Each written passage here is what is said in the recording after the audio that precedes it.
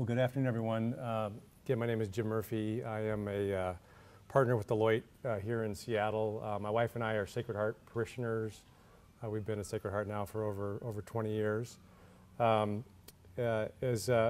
Mary indicated, I've been in practice for 30 plus years now, and I've had exactly two experiences with tax fraud.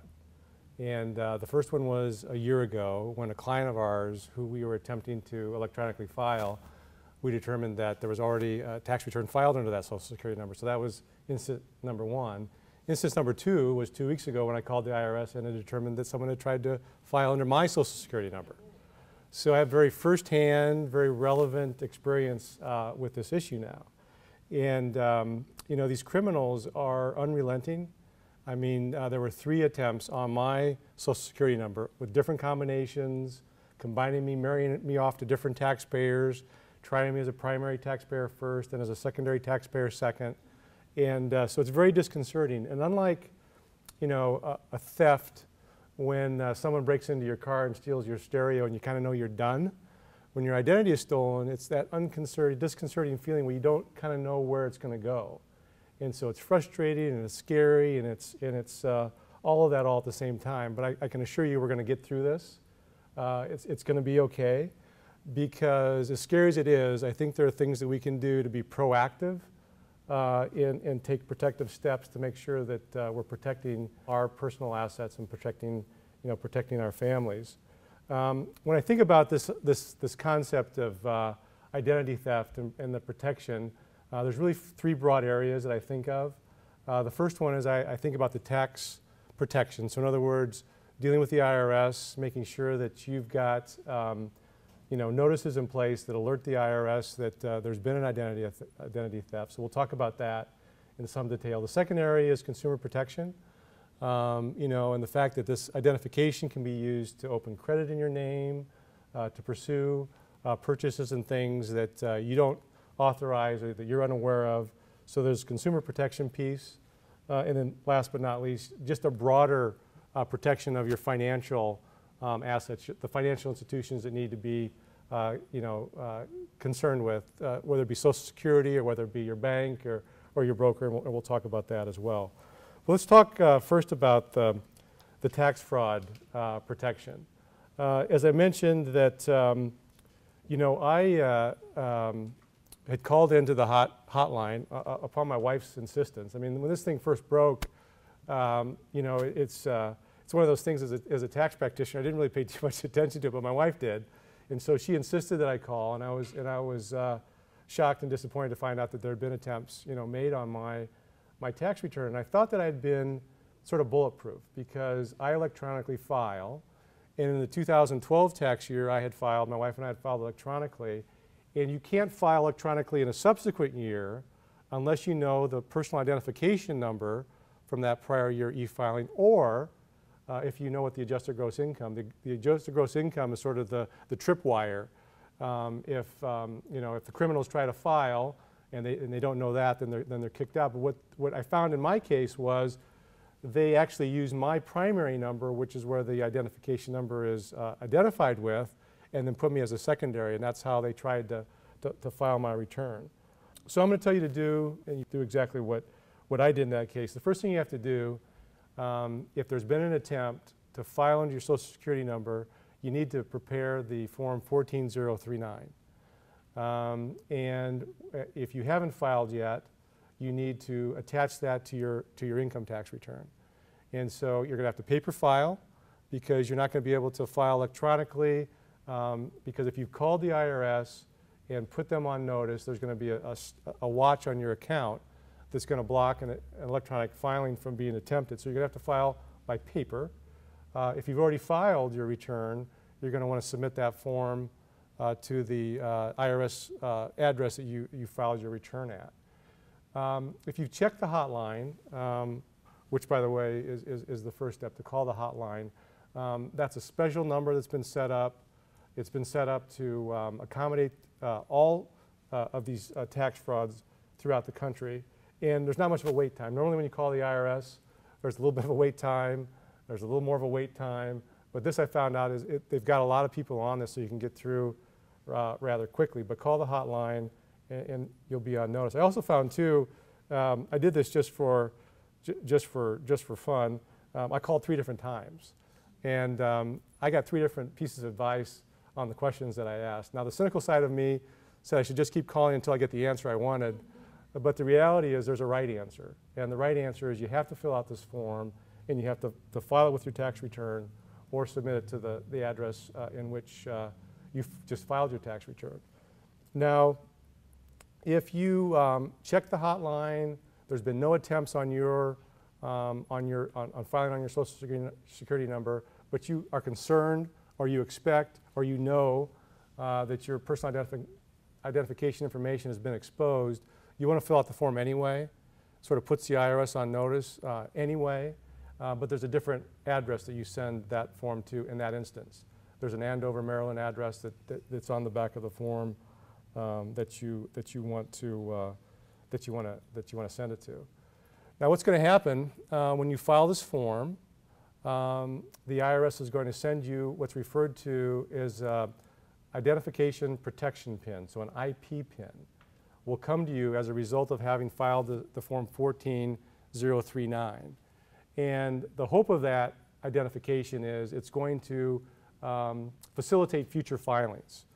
So in other words, if there's been an attempt or if there's been a successful filing under your Social Security number, the 14039 will eventually serve to clear up your account. I mean, it's essentially going to set things right, but that may take some time. And the purpose of the identification protection pin is then for future filings to facilitate a smoother filing process in the future. So you'll be able to file even electronically in the future with using this identification protection pin. So, so that's something that's going to happen as a result of that. Now, just as an aside, and I've been learning a little bit more about this whole epidemic of ID theft and tax fraud. In 2014, the IRS expects to issue 1.2 million identification protection pins as a result of resolving prior year fraudulent filings. So 1.2 million pins are going to go out to people like me who have been defrauded by the criminals. That's at almost 700,000 increase over the prior year. So this just shows, to Mary's point, just shows the escalation of this criminal activity, and it's just appalling. But I thought that was an interesting fact for you to know. So again, just to review, we have a checklist. If you haven't picked one up at the door, there's a checklist available, and I just really encourage you to go through this step by step. Contact the IRS, call the hotline, but most importantly, fill out this form. Now, another thing you can do, which I found somewhat comforting, is you can actually go online and set up an account whereby you can access your transcript. So that's a database or record of all activity that you've had in filing with that Social Security number. So it's a very easy thing to do. You can go up in a matter of minutes. You can set up this separate ID, separate database where you can access your transcript to give you some sort of comfort or insight into what activity is showing up on your account. So those are the 2 things or the 3 things: hotline, form filing, and transcript that we recommend. And then finally, the Special Investigation Unit that's looking into this particular fraud, they want to hear from you.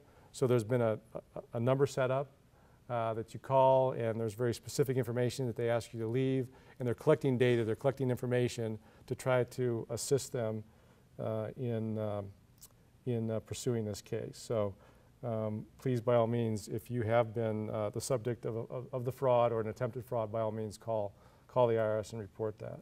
It'll help them in their pursuit.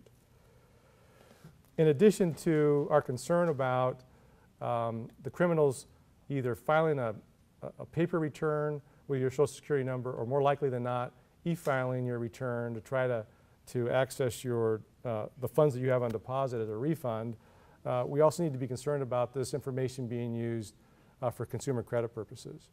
And the first thing you want to do, if you, as a result of calling the IRS, have found out that you're subject to this fraud, or if you have indication that that your information has been used for fraudulent credit purposes, you want to fill out a police report. And I live in Bellevue, so I contacted the Bellevue Police. They have a very streamlined approach. Came in, took an affidavit, and we're off to the races. It was relatively straightforward. The Seattle Police Department, which is detailed here, you could actually go online and get that police report, but you're going to want to have that because in a minute I'll tell you why. The FTC is the Federal Trade Commission, is the agency within the federal government that's been mandated by Congress to oversee identity theft and be responsible for that. And so you're going to want to fill out a Federal Trade Commission report. And just as the form 14039 with the IRS is your affidavit, you're stating under penalties of perjury this has happened to you, you'll be asked to submit an affidavit to the Federal Trade Commission indicating that you indeed have had your identity stolen. And that affidavit, combined with the police report, comprises your identity theft report. And so you're going to want to have those two documents in order to protect you in the future if you learn of tampering with your credit, if you learn of anything that's abusive of your personal identity. In order to clear that up, those two reports together comprising the identity theft report will assist you in sort of sorting that out. That becomes sort of the official document to protect you and support your situation. So we have the tax fraud piece, we have the consumer protection piece.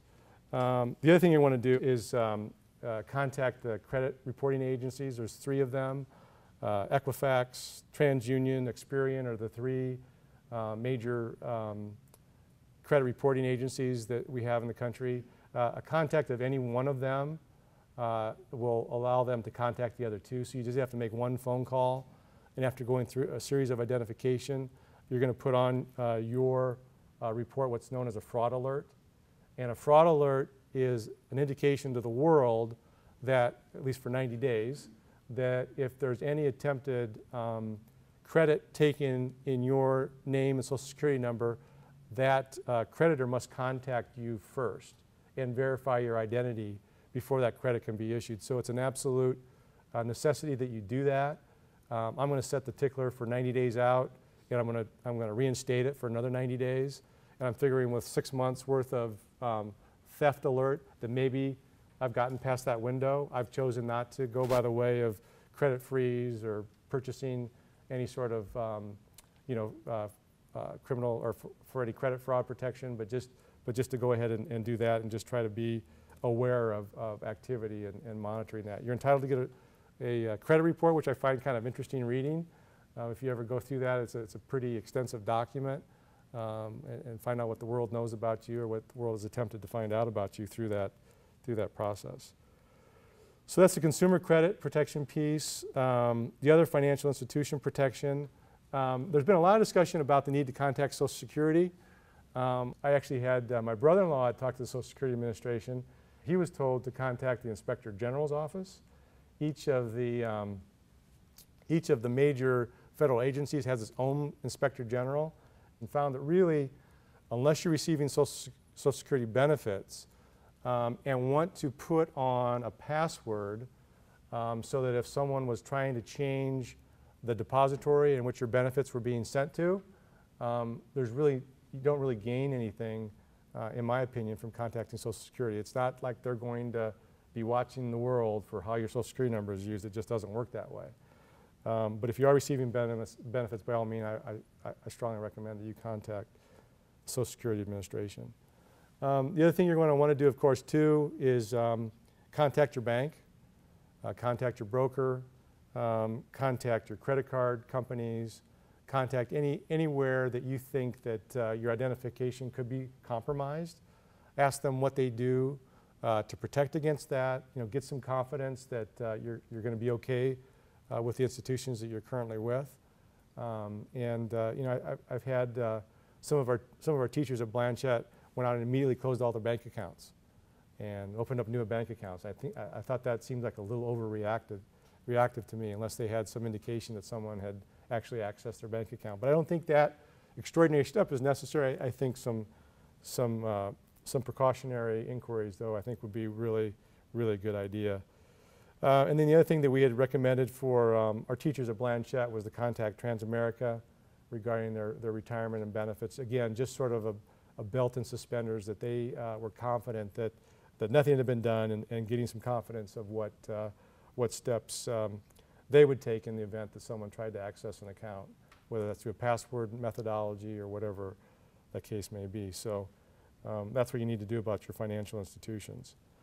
And then the last thing, and I'll close on this, is just again, Mary mentioned that there's a number that the Archdiocese has set up. They're collecting information. They want to hear from you. If there's been a breach, please by all means report that incident by email. I think what's interesting, even in the Blanchette community alone, what we're finding out is we're hearing from teachers and staff about who's been compromised, just sort of trying to understand the demographics. When did they start at the school? How long have they been involved in different activities? And there was an interesting sort of dissecting of the data, and that's what this investigation is going to take, a lot of that information in order to try to zero in on exactly where the breach was and try to resolve that. So anyway, I think that's good to communicate with the Archdiocese. So other than that, I wish I could say it was a pleasure to be with you today. Tax fraud and identity theft is not a topic I would like to be spending a lot of time talking about. But again, I do think we're going to be okay. But you do need to be proactive. You need to take responsibility, kind of own your own identity at this point. We can't undo what's been done, but we can certainly take steps to protect ourselves from this point forward. So with that, I'll open it up to questions.